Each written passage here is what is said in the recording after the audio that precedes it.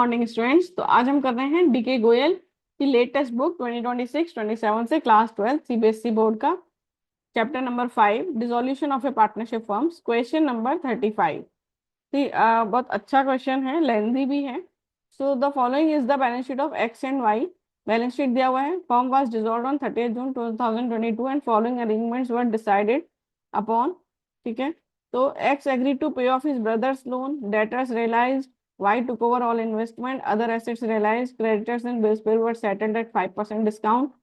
Y accepted stock and X took over bill receivable at 20% discount. Realization expenses 2000. So you are required to pass journal entries. ठीक है, तो देखो सबसे पहले हमने एंट्री की रियलाइजेशन अकाउंट में, जब हमने सारे एसेट्स को ट्रांसफर करना है। तो realisation account debit to goodwill 10,000, to building 25,000, to plant 25,000, to investment 15,300, to stock 8,700, to debtors 17,000। तो डेटर्स को हम ग्रॉस वैल्यू पर रिकॉर्ड करेंगे। Bills receivable 10,000। ठीक है, cash at bank and profit and loss का डेबिट बैलेंस यहाँ नहीं आएगा। तो इन सब का हमने टोटल क्या आया 1,11,000। रिलेशन अकाउंट में 1,11,000 डेबिट किया। फिर जो प्रोविजन फॉर डाउटफुल डेट्स यहाँ छोड़ दिया था, अभी वो रिलेशन में क्रेडिट करेंगे। So provision for doubtful debts 2,000। फिर सारे लाइबिलिटीज, आउटसाइड लाइबिलिटीज जैसे sundry creditors 20,000, bills payable 20,000, bank overdraft is also outside liability, यहाँ पर ही आएगा 8,000। Outstanding expenses 2,000। X brothers loan is also outside liability 20,000, यहाँ पर ही आएगा।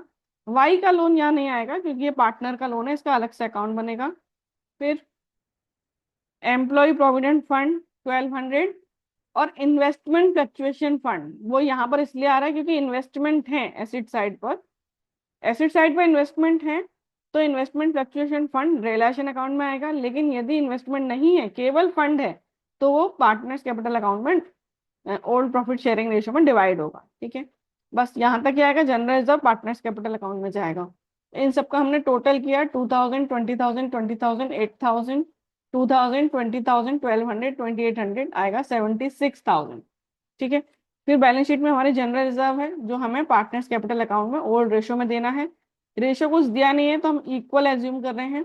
सो general reserve debit to X capital to Y's capital 1,000, 1,000 दोनों partners के account में क्रेडिट किया।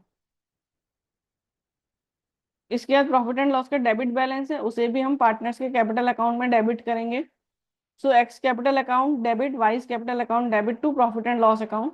तो ये 4,000 है, इक्वल इक्वल किया 2,000, 2,000। So loss transfer to partners capital account. ठीक है, इसके बाद हम देखेंगे one by one adjustment. So adjustment number A है X agree to pay off his brother's loan. तो क्या एंट्री होगी? अब जो भी एंट्री होगी वो रियलाइजेशन के थ्रू होगी। So realization account debit to X capital account, क्योंकि एक्स पे कर रहा है। So brother's loan paid by X, तो realisation account debit to X capital account. ठीक है, 20,000 ब्रदर का लोन पे किया एक्स ने ले लिया। फिर बी है डेटर्स रियलाइज, तो ये हम बाद में करेंगे। सी है Y took over all the investment at 12,000। So Y's capital account debit to realization, सब रियलाइजेशन के थ्रू होगा, तो यह आ जाएगा 12,000। इसके बाद हम करेंगे सारे एसेट्स का। So bank account debit to realization, जिसमें देखो डेटर्स हैं 12,000, प्लांट है 20,000, बिल्डिंग 50,000, गुडविल 6,000। तो ये चार एसेट्स का पैसा मिला है हमको। So bank account debit to realization account 88,000, total किया तो 88,000। फिर हमने क्रेडिटर्स एंड बिल्स पेबल को सेटल किया है 5% डिस्काउंट पर।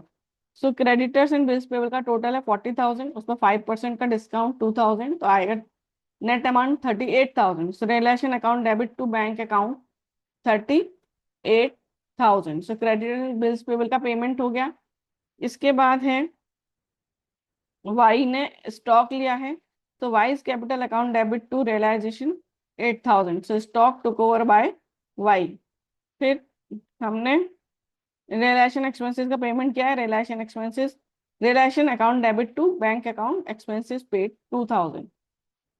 उसके बाद जो बिल्स रिसीवेबल एक्स ने लिए थे, so X capital debit to realization, तो वो 20% डिस्काउंट पर है, तो 10,000 के थे, आफ्टर 20% डिस्काउंट 8,000 का एंट्री हुआ। फिर हमने ये देखना है कि कौन से एसेट्स एंड लायबिलिटीज रह गए हैं जिसका पेमेंट नहीं हुआ है, जिनको सेल नहीं, जिसका सेल वैल्यू दिखाया नहीं है, ठीक है। तो इसमें हमने देखा बैंक ओवरड्राफ्ट का पेमेंट नहीं बताया था, जो हमें करना ही है। So realization account debit to bank account, bank overdraft paid 8,000। फिर outstanding expenses, employee provident fund का भी पेमेंट नहीं हुआ था, वो भी हमने कर दिया। Realization account debit to bank account 3,200, so outstanding expenses and employee provident fund, so 2,000 plus 1,200। उसके बाद हमने देखा रिलेशन अकाउंट हमने बनाया, और सब assets and liabilities and bank and wise capital x capital सब ट्रांसफर करने के बाद हमें पता चला कि रिलेशन का गेन है 9,800, तो उसको हमने equal equal X and Y में ट्रांसफर कर दिया। So realization account debit to X capital to Y's capital 4,900, 4,900। फिर हमने पार्टनर्स कैपिटल अकाउंट बनाया, सब जो भी उनके कैपिटल में था वो सब ट्रांसफर किया। तो हमें पेमेंट करना है 35,900 एंड 3,900। तो x capital account debit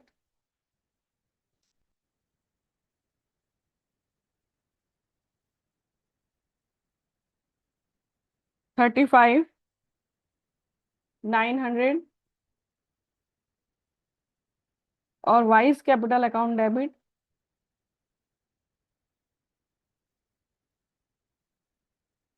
3,900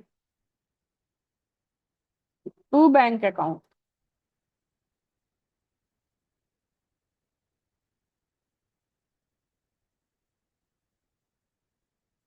39,800।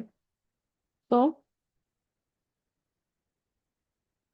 Payment done,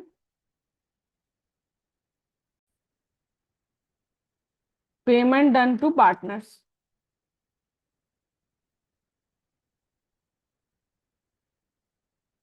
फिर एक लास्ट एंट्री करनी है अपने को, Y's loan account debit to bank account.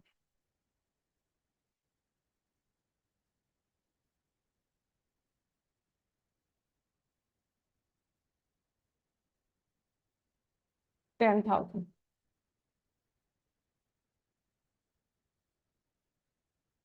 So payment of Y's loan.